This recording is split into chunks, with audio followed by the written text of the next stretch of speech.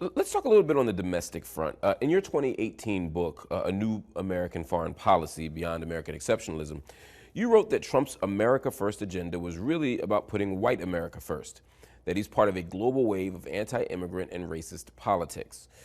Recently, Trump unleashed ICE agents on undocumented immigrants, which of course sparked heavy protests in California. There's clearly resistance to his policies, but do you think that resistance is enough to shift anything? No, not right now. I think, but we are in for many years of instability in the United States. This is not one day, 1 week, 1 month.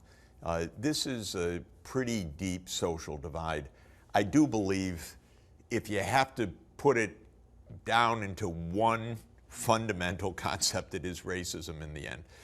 This is about the changing racial composition, changing ethnic composition of America, which is becoming less white over time, and a lot more immigrant population, foreign born and so forth. I happen to like that. I love New York City. You hear English once in a while, but you hear everything. And it is that diversity which I think is the greatest strength of America. But that's not the view of Trump's base. And that, I believe, is probably the fundamental motive force. It would be denied, but I think it's the fundamental motive force. There is a point, by the way, that I do agree with the rhetoric, not any of the action of Trump. And I think any country should have borders that are regular and policed. I don't think a rich country like the United States can have open borders. 1 billion people would show up. That would not be manageable. That would not be right. It would not work.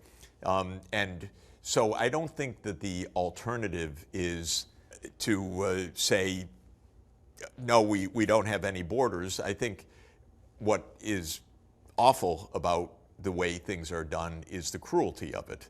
And part of the game of this administration is cruelty. They're trying to shock and awe. They're trying to scare the hell out of people. And they are, by the way, scaring the hell out of people. They are arresting my students. I don't like that, of course. I mean, nobody can like that. And it is to instill the fear factor. That does not make America great. That is really sad. And it's not a superficial thing.